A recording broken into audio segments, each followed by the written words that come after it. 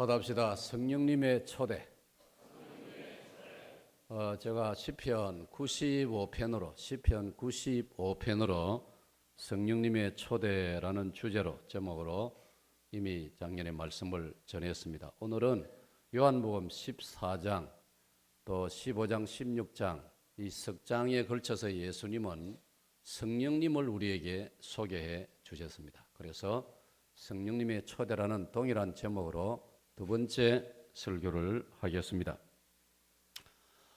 여러분, 우리 인류 역사에서 옛적에 즉 원시 시대, 우리 옛 조상들의 살던 시대에는 우리처럼 삶이 복잡하지 않았습니다. 여러분 아시다시피 다양하지도 않았습니다. 아주 단순했습니다. 그저 해 뜨면 일어나고 낮에는 먹을 것 찾아서 여기저기 다녔습니다. 그 당시에는 주로 수렵을 하였습니다. 사냥을 하고 열매를 채취했습니다. 좀 세월이 지나면서 이제 일정한 장소에 이제 거주하면서 땅을 파서 곡식을 심고 그렇게 살았습니다. 그러니까 그 옛날에 우리 조상들은 산다는 것이 아주 단순했습니다. 그러다 보니까 사실 마음도 편하고 어지럽습니다. 아주 그 마음이 온건하고 온순했습니다. 그래서 그때는 그저 우리 인간 하나님 주신 본능의 가장 첫 번째 본능이 이 먹는 것이거든요. 배고프다는 거 누구나 느끼지 않습니까? 저는 가끔 그 아기들이 말이죠. 태어난 지 얼마 안 됐는데 아기들도 뭐든지 손에 쥐면은 입으로 가져가는 거 보면서 참 그 많은 생각이 들더라고요. 참 우리 인간에게는 이 먹는 본능, 먹어야 한다는 본능, 그뭐 누가 가르치지 않아도 그저 손에만 잡으면 아이들 입에 가지고 가지 않습니까? 그래서 우리 젊은 세대는 우리 또 다 경험을 했지만은 그 아기를 낳아가지고 기를 때 이 애들이 입에 아무거나 가지고 입속에 집어 넣을까 얼마나 그 신경 쓰고 그런 시절을 다 우리가 이제 지켜보고 또 경험도 하고 하는데, 그렇게 이제 단순하게 먹는 문제만 해결되면은 걱정이 없었어요. 그러면 뭐 낮에도 낮잠도 자고 아주 뭐 단순하게 마음 편하게 그렇게 살았습니다. 뭐 나물 먹고 물 마시고 사니 이보다 더 만족한 게 어디 있느냐. 근데 별 욕심이 없었어요. 그 시대에 무슨 뭐 은행이 있습니까? 무슨 뭐 저축을 합니까? 요즘 뭐 여러 가지 복잡한 이야기처럼 남의 것을 탐을 냅니까? 훔칩니까? 오늘도 십계명을 외우면서 내 이웃의 것을 탐내지 말라, 거짓말하지 말라. 그 당시에는 그렇게 뭐 그런 것이 필요 없었어요. 근데 세월이 지나면서 이제 우리 인간의 삶이 복잡해지고 경쟁 체제가 되어지고 그러다 보니까 사람을 죽이기도 하고 전쟁도 일어나고 빼앗기도 하고 요즘은 뇌물을 먹기도 하고 사기를 치기도 하고 뭐 복잡한 그런 세상이 되어버렸다 이 말이에요. 여러분 지금 이제 그렇게 지난 날에는 사람들이 기본적으로 그저 배고픔을 면할 수 있으면 됐습니다. 더 이상 큰 욕심도 없었습니다. 그런데 지금은 그것 가지고는 만족하지 않는 겁니다. 이 시대는. 가령 2014년 지금을 기준으로 우리가 생각할 때에 오늘의 우리의 문제가 뭐냐, 오늘의 관심사가 뭐냐. 여러분 지금 이 시대에 뭐 다른 건 놔도 다른 나라 지구상에 뭐 나라가 220개나 되는데 다른 나라 이야기는 놔두고 우리나라 우리 사회를 두고 말할 때에 오늘의 우리 사회에 우리나라의 문제가 뭐냐, 관심이 뭐냐, 해결해야 될 숙제가 뭐냐. 그건 관계의 문제입니다. 받아봅시다. 관계의 문제. 이 관계라는 것은 relation, 이 관계라는 것은 사람 혼자 살지 못하지 않습니까? 그래서 사람인 자는 여러분 보다시피 두 사람이 서로 의지하고 서 있는 이게 사람인 자란 말이에요. 사람 혼자 살 수 없는 거예요. 창세기 2장에서 하나님께서 아담 혼자 살아가는 걸 보시고 하나님께서 아담의 독처하는 것이 보기에 좋지 않으신지라. 그 독처란 말은 혼자 산다 이 말이에요. 그래서 옆에 사람 하나 만들어 줘야 되겠다. 그래서 하나님께서 아담의 갈비뼈를 취하시고 거기에 살로 채우셔가지고 사람을 만들었더니 그 이름을 하와라 하였더라. 그래서 여자가 생겨서 결혼했어요. 부부가 된 것이라. 그때부터 이제 관계가 형성되는 겁니다. 남편과 아내, 부부 관계. 예? 장단점이 다 있겠지요. 혼자 살면 혼자 사는 대로 배짱 펴고 뭐 단순하고 그럴 수도 있겠지요. 또 같이 살면은 또 유익되는 점도 있고, 그러나 같이 살다 보니 나 혼자가 아니니까 상대를 의식하고 살아야 되니까 상대를 생각해주고 서로 간에 배려해주고 또 예의도 지키고 그렇게 살려니까 그 상당히 신경이 쓰이고 또 어려워지는 거예요. 거기다가 이제 가족이 늘어나고 자녀가 생기고 또 결혼해서 가정을 이루면은 부모 또 관계가 이루어지고 또 친척 관계가 형성이 되어지고, 그러면 이제 삶이 좋은 말로는 다양해지고 좀 어려운 말로는 복잡해지는 것입니다.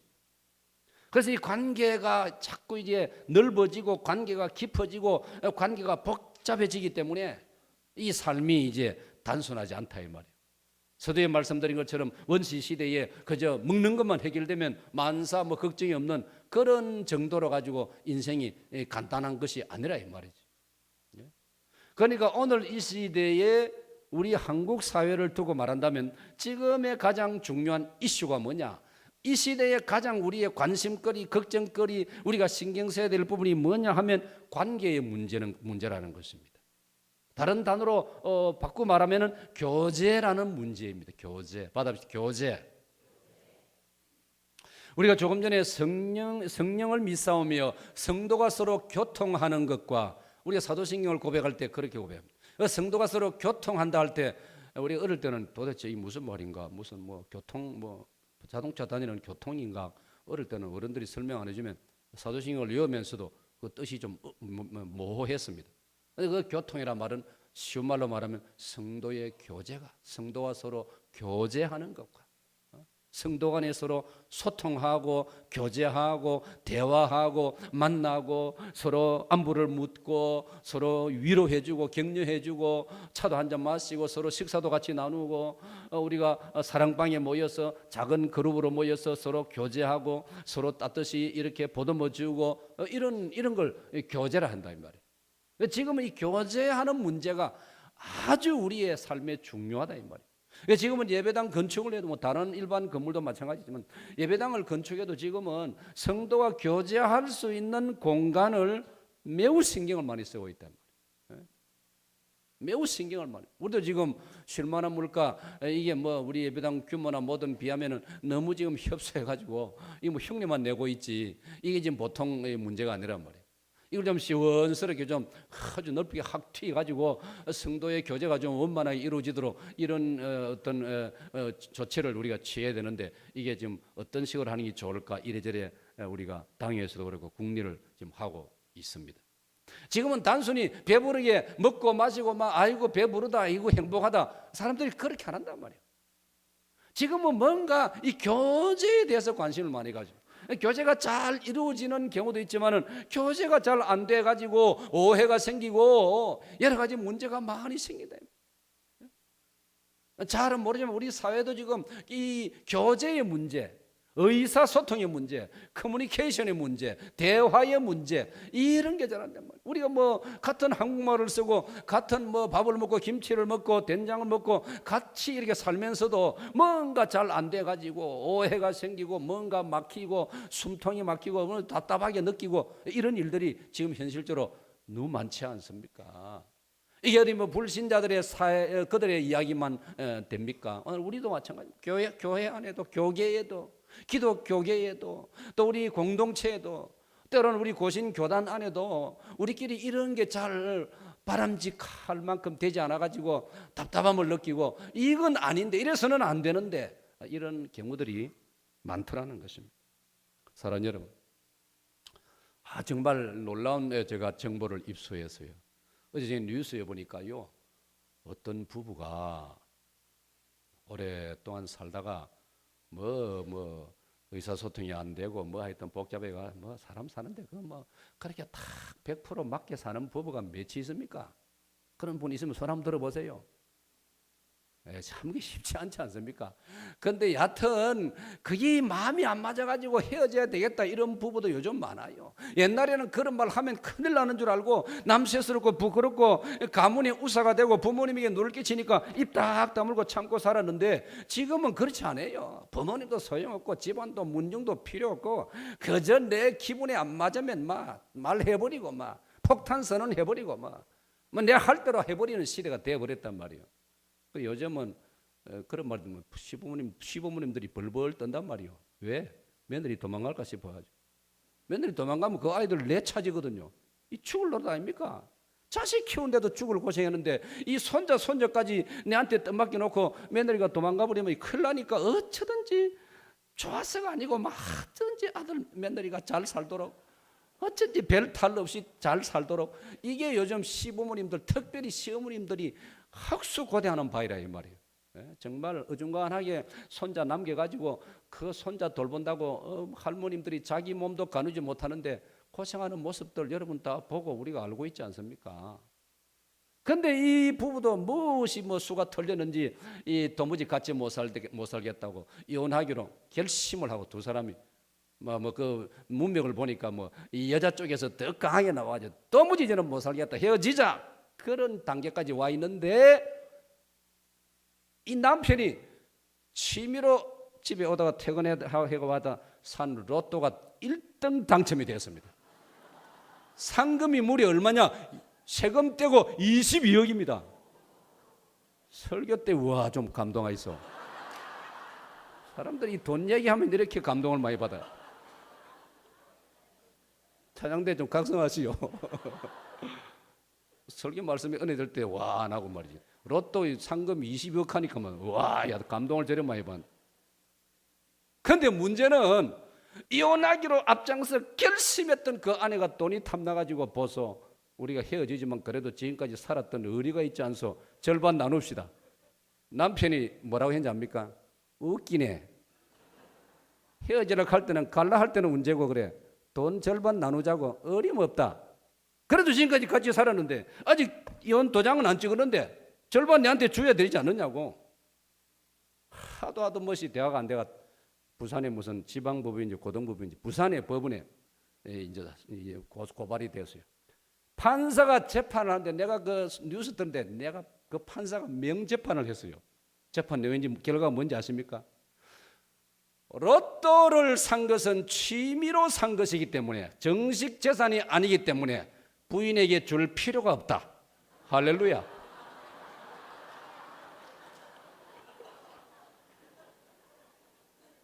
저는 지금까지 로또를 사본 적도 없고 앞으로도 안 살 것이기 때문에 나는 공명정대하게 지금 내 소감을 말하는 거예요.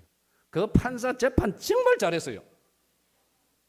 아니 지금 순간까지 도망 나이지만은 헤어지겠다고 해놓고는 남편 당첨했다는 소식 듣고 22억 하니까 눈이 뜨이져가지고 절반 단락하니까 그게 체면이 됩니까?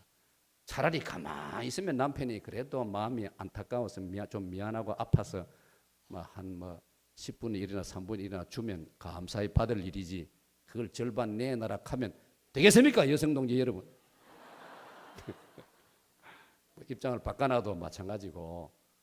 그러니까 우리가 오늘의 우리들이 문제가 어디 있느냐? 하나님이 창조하신 창조의 원리를 따른 진정한 남편과 아내의 부부의 교제가 아니고 이 시대의 풍조를 따른 돈에 더 관심이 있고 돈만 있으면 모든 게 해결되고 돈이 없으면 나는 희생도 할 수 없고 양보도 할 수 없고 나는 그렇게 참고 살 수도 없고 예를 들면 이런 형편이 되어버렸단 말이에요. 하나님이 우리를 창조하실 때는 그게 아니에요. 교제를 위해서 창조해 주신 줄로 믿으시기를 바랍니다. 사랑하는 여러분, 하나님께서 뭐가 답답해서 우리를 만드셨겠어요? 이 중요한 질문입니다. 하나님께서 뭐가 아쉬워서 우리를 만드셨느냐 말이에요. 하나님은 완전하신 분입니다. 아멘.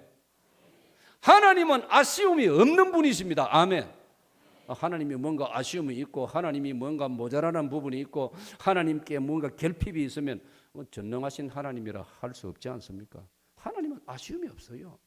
제가 늘 강조하는 게 뭡니까? 여러분 헌금할 때, 이 헌금 드릴 때 제발 여러분 마음속에 뭐 하나님을 도와드리는 그런 어떤 기분으로 하지 마세요.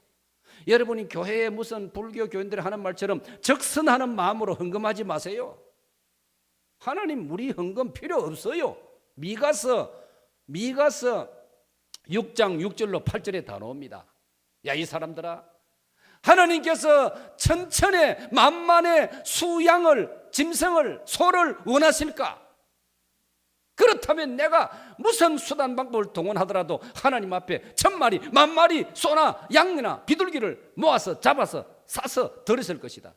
하나님이 원하시는 그게 아니라, 하나님이 원하시는 것은 우리가 겸손히 인자와 공의를, 정의를 사랑하고 자비를 사랑하고 겸손히 하나님과 동행하는 것, 하나님은 그것을 원하신다라고 미가서 6장 8절이 말씀했단 말이에요. 저는 늘 그런 신앙을 가지고 있어요. 산에 있으나 들에 있으나 예배당 재단에 있으나 모든 물질은 본래부터 하나님의 것이란 말이에요. 할렐루야. 하나님 것 아닌 게 어디 있습니까, 여러분? 어떤 면에서는 내가 하나님께 예물을 드린다, 이것도 말이 안 맞아요. 내게 어디 있습니까? 빈손으로 왔는데. 역대상 29장의 다윗의 신앙 고백처럼 하나님이여, 내가 하나님께 무엇을 드릴 힘이 있었나이까? 하나님께서 내게 주신 것을 도로 드리나이다. 할렐루야. 받합시다. 도로 드립니다. 우리가 건축금이든 무슨 감사 예물이든 부활절 예물이든 맥주 헌금이든 뭐든 하나님께 예물 드릴 때 주님 주신 것 중에 내가 도로 드리나이다. 나는 다윗의 그 고백이 너무 좋아요. 역대상 29장에 다시 한번 도로 드립니다. 사랑하는 여러분, 그래서 오늘의 우리 시대, 우리 사회라 하면은 우리 가정도 포함되고 교회도 포함되고 우리 나라도 포함되고, 이게 우리 흔히 편리한 말로 사회라 하는데, 오늘의 우리 사회의 문제가 뭐냐? 교제의 문제, 관계의 문제라 이 말이에요.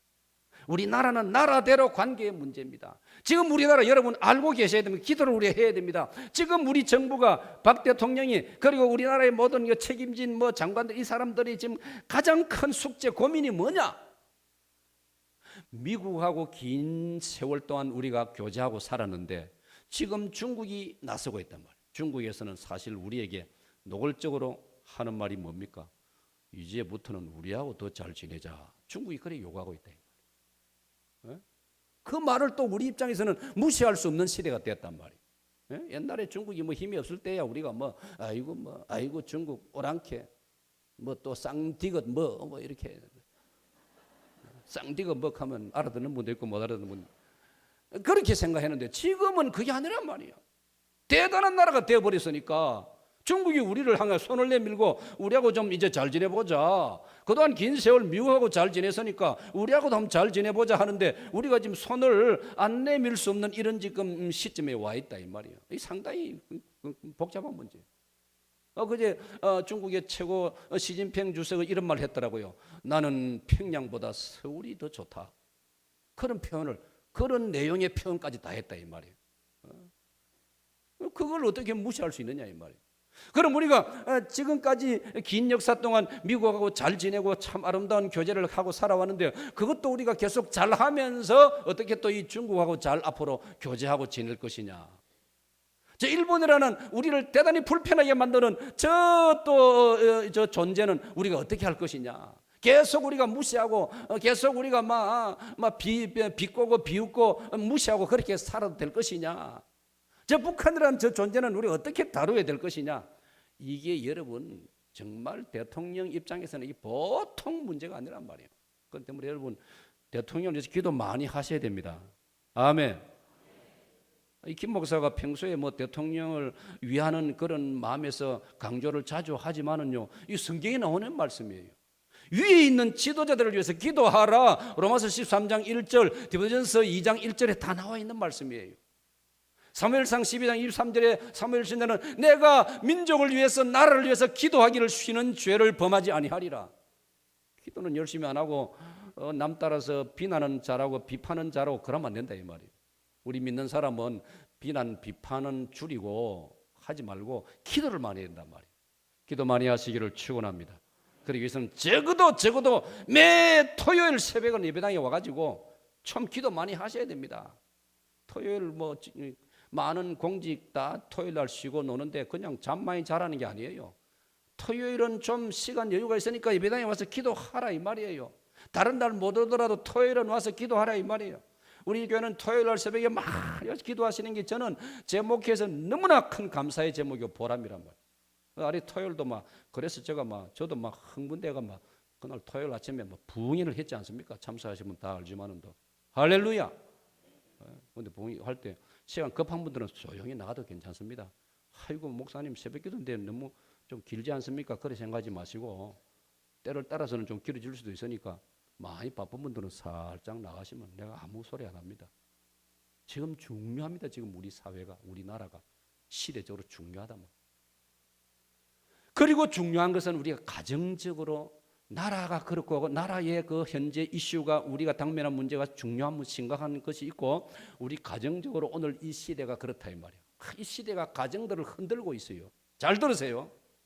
오늘 이 시대 이 사회 오늘의 21세기 오늘 2014년에 한국뿐 아니고 이 시대에 로마 12장에 나오는 이 시대의 풍조는 이 시대의 유행은 이 시대의 문화는 가정을 건강하도록 도와주는 게 아니고 가정을 파괴시키는 게 이 시대의 문화라 이 말이에요.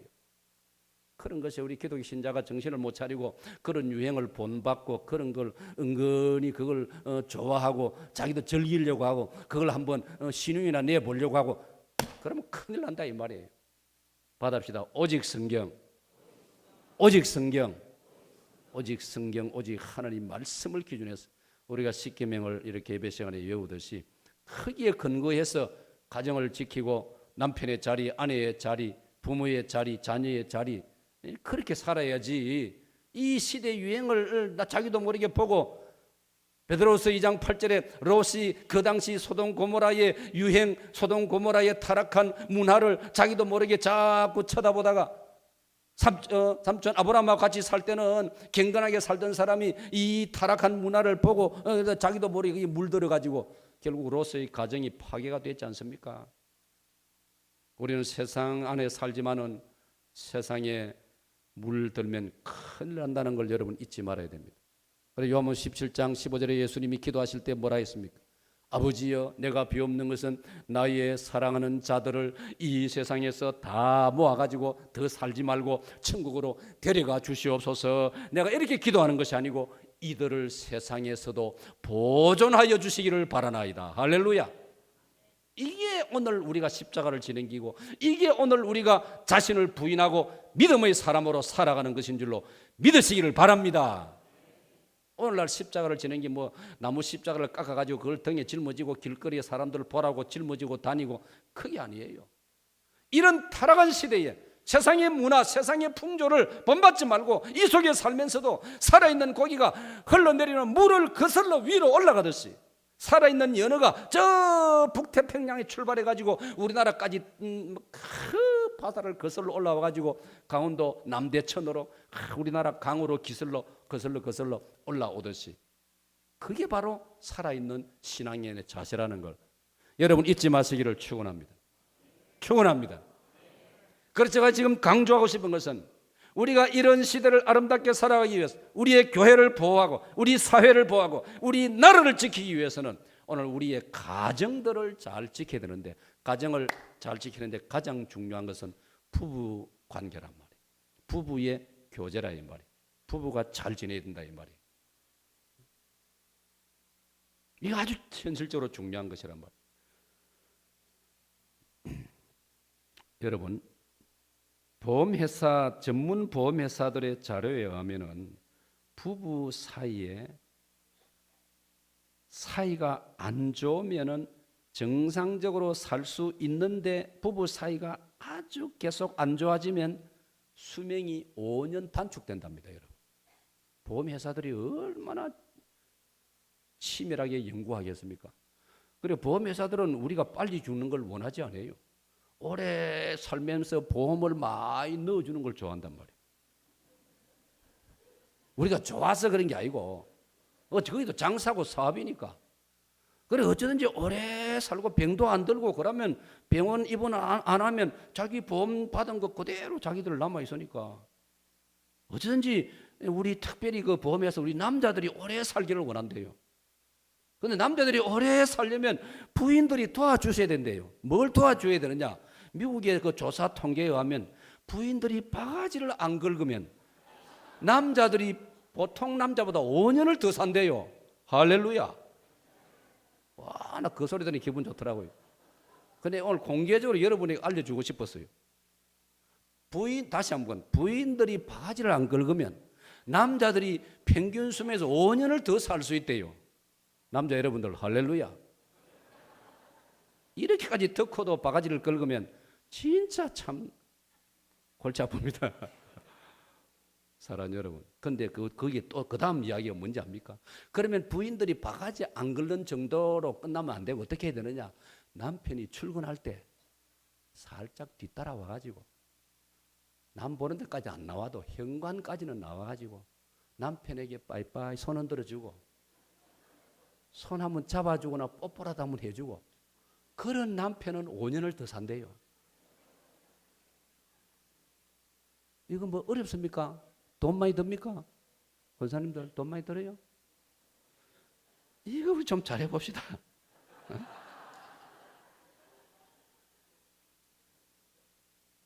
제가 이 성경을 묵상하면서요 그런 깨달음을 주셨어요. 하나님께서.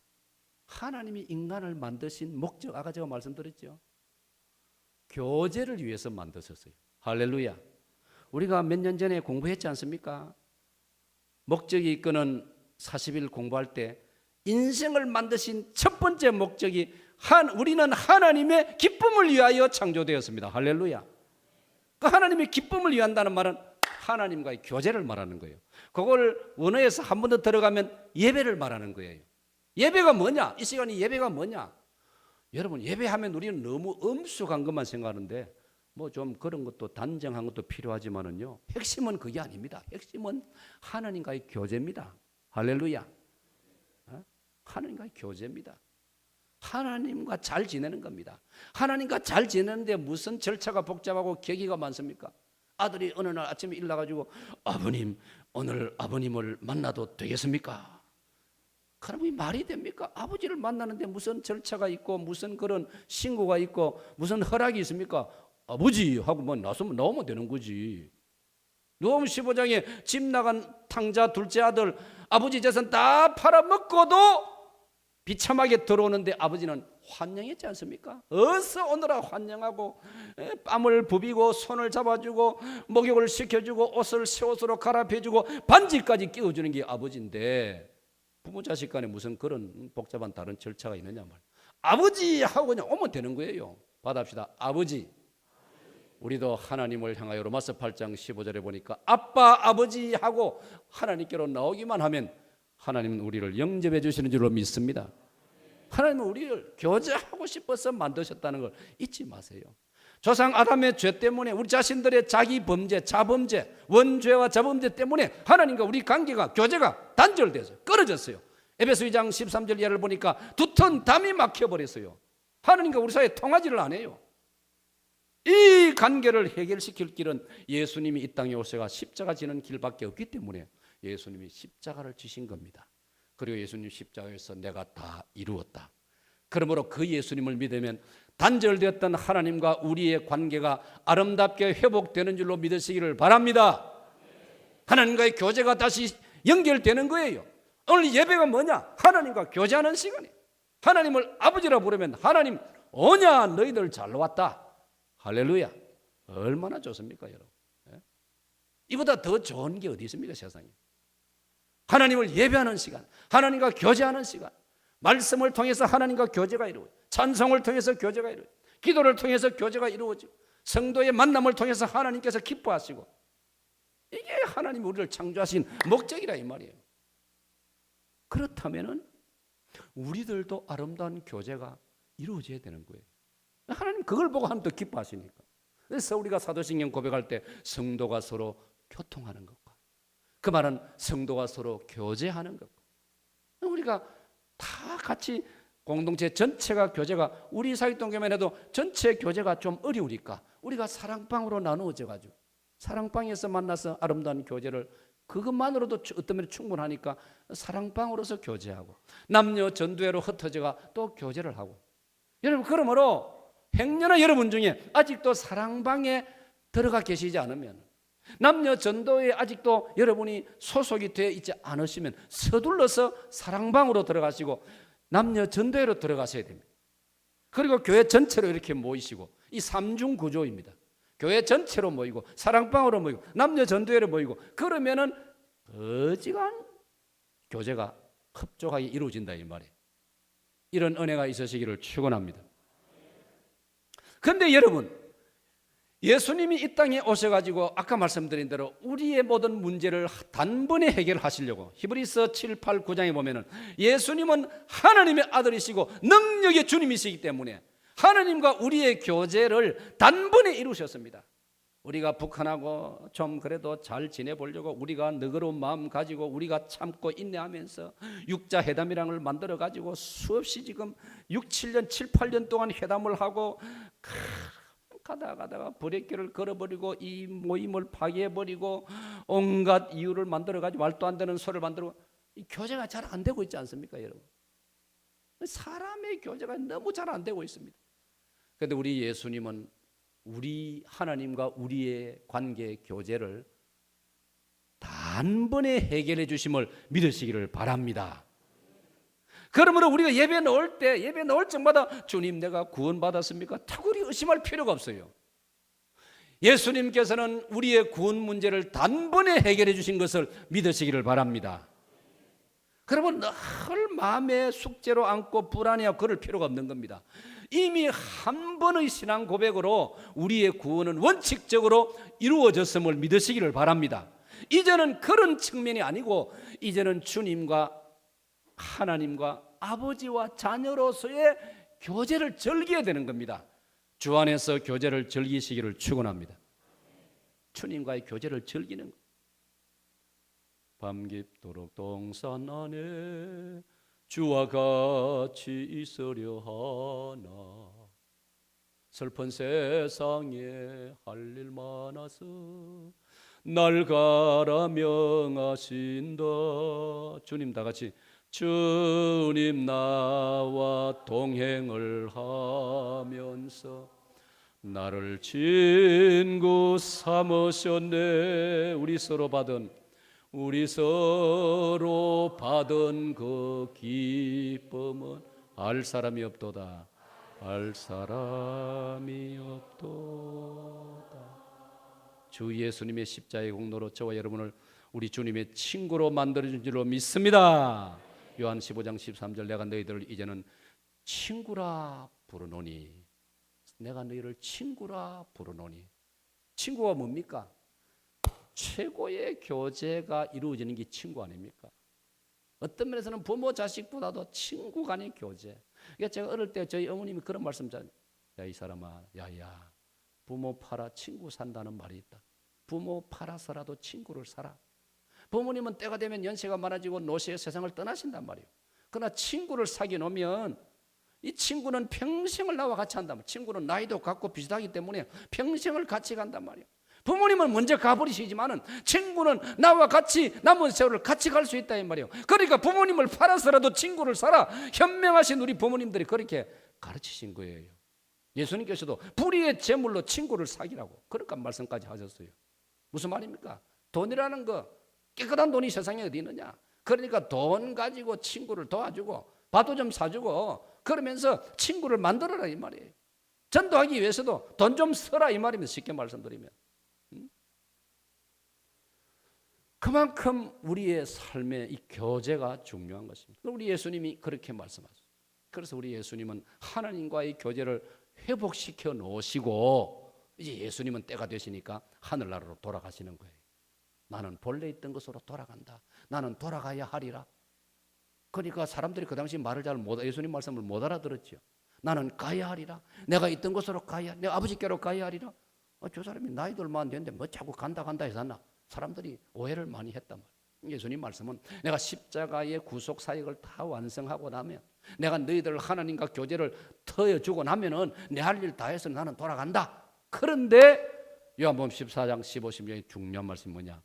받아합시다. 내가 가면 성령을 보내주리라. 할렐루야. 오늘 그러므로 이 시대에 우리 그리스도인들이 관심을 둬야 될 게 뭐냐? 성령님이라 이 말이에요. 이미 우리는 예수님을 나의 구주로 믿고 있기 때문에 이제 우리가 관심을 가질 것은 뭐냐? 주님이 하신 말씀대로 주님은 우리에게 성령님을 소개해 주신 거예요. 나는 떠나간다. 나는 아버지께로 간다. 나는 본래 있던 곳으로 간다. 그러나 오늘 마지막 18절의 본문에 뭐라 했습니까? 그러나 나는 너희를 고아처럼 버려두지 않는다. 저는 이 말씀이 너무 좋아요. 다 같이 읽기 시작. 내가 너희를 고아와 같이 버려두지 아니하고 너희에게로 오리라. 여러분 얼마나 놀라운 말씀. 만약 예수님이 하늘나라로 가버리시고 그러나 아무것도 없으면 우리는 천혜의 고아가 되는 겁니다. 우리만큼 천혜의 고아가 없습니다. 고전 15장 19절에서도 우리 기독교 신자가 어떤 면에서 세상에 가장 불쌍한 자가 되고 마는 거예요. 예수님 가버리시고 끝나버리면. 그런데 예수님 말씀에 그게 아니라 내가 너희를 고아처럼 그냥 버려두지 않겠다. 내가 너희들에게 다시 온다. 다시 온다는 말씀이 무슨 말씀인지 아십니까 여러분? 성령님을 보내신다는 말씀이에요. 할렐루야. 성령님이 오신. 성령이 오셨네. 성령이 오셨네. 내 주에 보내신 성령이 오셨네. 할렐루야. 보십시오. 예수님이 가심으로 성령님이 오시는 거예요. 그러니까 우리 예수님은 제가 성경을 묵상해 볼 때 그렇습니다. 예수님의 그 마지막 이제 부활하시고 며칠 더 계시다가 하늘로 승천하시는데 예수님의 가장 관심사가 뭐냐? 제자들에게 그리고 우리들에게 성령님에 대해서 설명을 하시고 성령님을 우리에게 소개하시는 일, 예수님은 거기에 관심이 가장 많았습니다. 그렇다면 저와 여러분도 성령님에 대해서 관심을 가져야 되는 거예요. 우리들은 성령님에 대해서 관심을 덜 가졌습니다. 요즘은 그래도 좀 성령님에 대해서 저도 강조를 많이 하고 있지 않습니까? 저희들이 자라고 신앙생활 어릴 때 청소년 시절에는 성령님 이야기를 거의 못 들었습니다. 그러나 그거는 잘못입니다. 예수님이 말씀하신 대로 성령님에 대해서 여러분이 이해를 하셔야 됩니다. 성령님에 대해서 공부를 해야 돼요. 그리고 성령님을 바로 알아야 되고 가장 중요한 것은 성령님을 모셔야 됩니다. 성령님을 모시기를 축원합니다. 축원합니다. 성령님 모시는 것은 절차가 복잡하지 않습니다. 이 세상에 유명하고 이름 있고 대단한 사람을 우리 집에 한번 모시려면 내가 한번 만나서 차라도 한잔 하려면 절차가 복잡합니다. 아무나 할 수도 없고 잘 되지도 않습니다. 그러나 성령님은 성경이 가르치는 대로 하면은 받합시다. 누구나 언제든지 성령님을 모실 수 있음을 믿습니다. 예수님이 그렇게 말씀하시죠. 내가 성령을 보내주리라. 그러면서 예수님은 성령님을 우리에게 얼마나 적극적으로 소개를 하시는지 저는 이 부분에서 우리 예수님이 너무 좋아요. 우리 예수님이 너무 고마워요. 사랑하는 여러분, 내 다음에 일 맡을 사람을 적극적으로 소개를 해주는 거 쉽지 않아요. 쉽지 않아요. 제가 얼마 전에 어떤 모임에서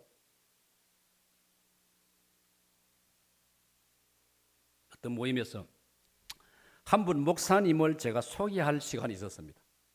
제가 그 목사님에 대해서 진심으로 즐거운 마음으로 내가 알고 있는 범위 내에서 거기 모여있는 많은 그 목사님들이나 이런 장로님들이나 이 손님들 앞에서 이 목사님에 대해서 내가 알고 있는 바에 대해서 정말 즐거운 마음으로 최선을 다해서 소개를 했습니다. 나중에 그 목사님 문자가 저에게 왔어요. 목사님, 저를 너무 과분하게 너무 잘 소개해 주셔서 너무나 고맙습니다. 그럼 답이 왔어요. 그게 여러분 사실은 그게 쉬운 일이 아니에요. 다른 사람을 나보다 더 좋은 사람으로 소개한다는 게 쉬운 일이 아니에요. 예수님은 그런데 그렇게 하셨다 이 말이에요. 저는 이 요한복음 14, 15, 16절 읽어가면서 너무나 저는 기뻤습니다. 우리 예수님은 성령님을 얼마나 자상하게 소개하시는지 적극적으로 소개를 하시고 제자들을 향하여 우리들을 향하여 봐라 성령님은 너무나 좋은 분이시다. 너희들 내가 떠나간다고 슬퍼하지 말아라. 섭섭할 거 하나도 없어. 내가 떠나가면은 성령이 오신다. 그런데 그 성령은 나보다 더 좋은 분이야. 그 성령은 내가 너희들을 도와준 것보다 더 잘 도와줄 수 있는 분이야. 그러니 그 성령님 좋아하고 친하게 지내고 잘 모셔라. 그 성령님 모시려고 간절히 준비하고 기도하라. 예수님 말씀이 그거 아닙니까, 여러분? 성령님 잘 모시기를 축원합니다. 예. 우리 예를 들면 제가 목회자니까요. 오늘 우리 주변에 많은 교회들이 담임 목사가 은퇴를 하시거나 아니면 뭐 이런저런 또 사정으로 그만두고 후임 담임 목사가 모시는 문제가 얼마나 힘드는지 모릅니다. 지금 대상이 되는 젊은 목사님들은 수두룩하지만은 막상 우리 교회 담임 목사로 모시려면 그게 여러분 간단한 문제가 아닙니다. 길거리 나가면 처녀들이 수두룩하지만은 내면들이 삼으려면 그게 쉬운 게 아니지 않습니까? 안 그렇습니까? 아무나 데리고 올 수 있습니까? 총각 여러분들, 길거리 가는 처녀 아무나 붙잡고 같이 살 수는 없지 않습니까? 고르고 그러지 않습니까? 담임 목사를 모시는 것, 어떤 교회는요 몇 년 가는 교회가 몇 년 동안 담임 목사를 모시지 못해요. 참 심각한 문제가 많아요. 담임 목사로 오고 싶어하는 목사님들은 수두룩했어요. 죄송합니다. 보통 교회 지금 5, 60명 지원합니다. 좀 큰 교회는 100명이 지금 막 지원합니다. 우리 박 목사님도 요즘 골치 아파요. 선임 부목사가 되어서는 이제 자기가 담임으로 나갈 차례가 되어 놓으니까 내가 아무 말 안 하는데도 지가 내가 눈치 보니까 막 어디든지 지금 지원해가지고 가보려고 몸부림치고 있는데 지금 솔직히 그래요. 참 안 됐기도 하고 또 누구나 다 하는 일이니까 뭐 어쩌겠습니까? 또 마땅히 그 과정을 밟아야 되기도 하고 그것도 내가 뭐 또 뭐 큰 힘을 또 해줄 수도 없고 요즘은요 옆에 거드는 것도 싫어하더라고요. 요즘 교회들이요 옆에서 거들어 주니까 싫어해요. 우리 알아서 하는데 왜 옆에서 그걸 샀습니까? 그러니까 그것도 함부로 또 거들 수도 없고 지금 그래요. 기도 많이 해주셔서 그 대신에 여러분들이 아시겠습니까?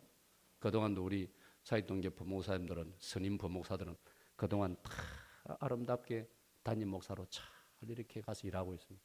우리 교단에 소문이 나 있습니다. 박 목사님도 틀림없이 소신껏 일할 수 있는 교회로 담임이 돼서 갈 줄로 믿습니다. 믿습니다. 빨리 가란 말이 아니고 때가 되면 그날이 온다 이 말이지. 내 중심을 아니까 나는 뭐 가라 소리 안 하는 목사 아닙니까? 언제든지 뭐 때가 되면 하나님 보내주시고 자기끼리 이제 후배들이 또 자기 후배들이 또 있으니까 눈치가 보이가 이제 또 그랬단 말이야. 그거 다 우리가 뭐 사람 살아가는 이야기 아닙니까? 사랑 여러분. 그런데 참 전임자가 후임자를 우리 예수님 성령님 관계를 말한다면 그와 비슷하단 말이에요. 그게 우리 인간 사회에서는 쉽지 않아요. 어떤 사익동교는 그런 복을 받았어요. 저와 정 목사님은 그 날도 저는 여러분 날짜 기억하십니까?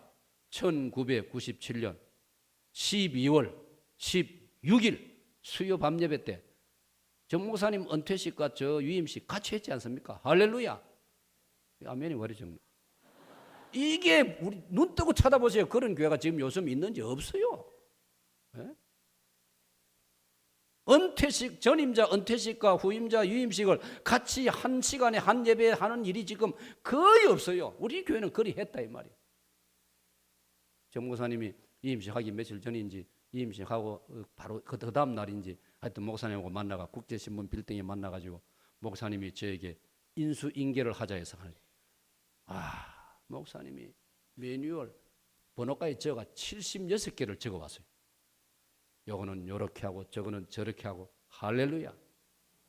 여러분 복인 줄로 믿으세요. 물론 저에게도 복이고 여러분에게도 복입니다. 우리 사역동교가 이런 아름다운 교회입니다. 이런 교회가 별로 없어요. 정말로 없어요. 잘. 그래 하나님께서 우리 교회에 복을 주시는 거예요. 할렐루야.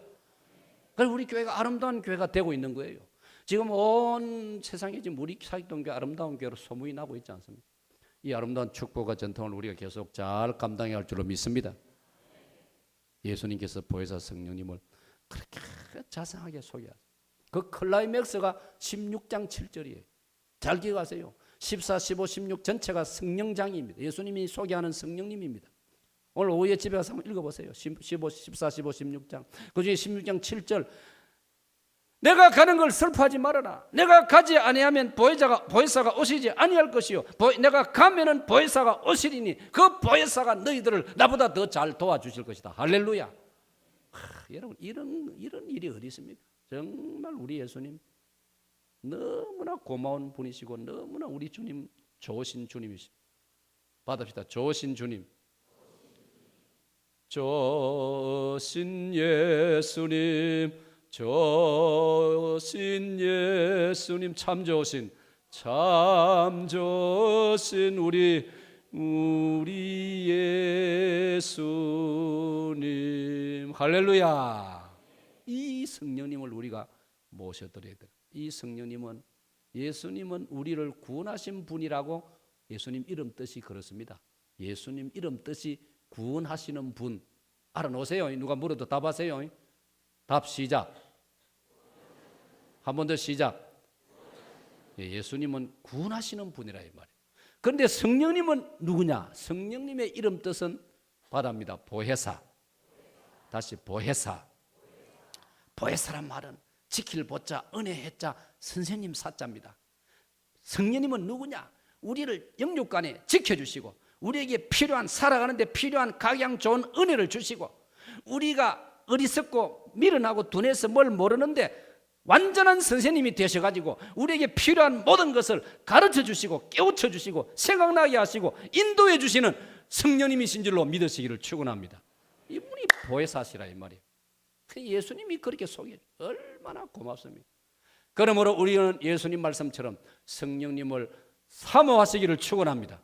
성령님을 기다리시기를 축원합니다. 예수님 말씀에 성령을 기다리라. 예루살렘을 떠나지 말고 성령이 오시기를 기다리라.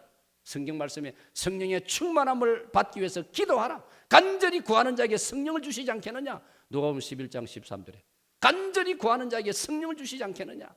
성령님을 사모하고 구하면 성령님이 충만히 저와 여러분의 심령 속에 임하시는 줄로 믿습니다. 자, 마지막 결론으로, 그러면 이 성령님을 충만히 받으면 어떻게 되느냐. 성령님을 충만히 받으면 무엇보다도 저와 여러분의 마음 속에 사랑이 충만해지는 줄로 믿습니다. 받읍시다. 사랑의 충만. 그러므로 사랑 여러분, 혹시 우리가 사랑이 빈곤해지고 사랑이 너무나 왜소해지면요, 성령님을 충만히 모시지 못해서 그래요. 그걸 회개하고 성령님 오시옵소서. 성령님 저에게 사랑의 연사를 충만히 주시옵소서. 할렐루야. 그래서 우리 모두 성령님의 은혜와 도우심으로 사랑이 충만한 성도가 되시기를 축원합니다. 성령님이 임하시면 갈라디아 5장 22절에 뭐라 되어 있습니까? 오직 성령의 열매는 사랑과, 두 번째가 뭡니까? 희락. 받읍시다. 희락이 뭡니까? 기쁠 희자, 즐거울 낙자입니다. 성령님이 내게 임하시면 내 심령 속에 기쁨이 충만한 줄로 믿습니다. 즐거움이 넘치는 줄로 믿습니다. 여러분, 이것은 술 마시고 기분 좋아서 띵동띵 노래 부르는 그 정도가 아닙니다. 에베소 5장 16절 18절에 보면요, 술 취하지 말라. 이는 방탕한 것이니. 술은 취하면 기분은 잠시 좋을지 모르지만 방탕으로 흘러버립니다. 오직 성령의 충만을 받아라. 그러면 시와 찬미와 신령한 노래로 하나님을 찬양할 수 있는 진정한 기쁨과 즐거움이 찾아오는 줄로 믿습니다. 그리고 또 한 가지, 성령이 충만하면 오직 성령의 열매는 사랑과 희락과, 세 번째가 뭐지요? 화평과. 성령이 충만하면 우리 심령 속에 평강이 오는 줄로 믿습니다. 평강이 충만한 줄로 믿습니다. 저는 요즘 깨달아 보니, 살아보니, 목회를 해보니 하나님 주시는, 성령님이 주시는 가장 좋은 선물이 뭐냐? 평강입니다. 평강입니다.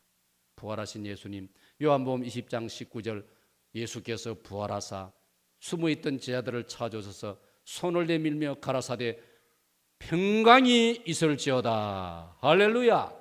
부활하신 예수님의 첫 번째 선물이 평강입니다. 오늘 우리 마음속에 성령이 임하시면 평강이 있습니다. 여러분, 요즘 평강이 있습니까? 마귀는 평강을 빼앗아가려고 합니다. 마귀의 유혹에 넘어가지 말고 성령님을 모심으로 마음속에 평강이 충만하시기를 축원합니다. 하나님 아버지.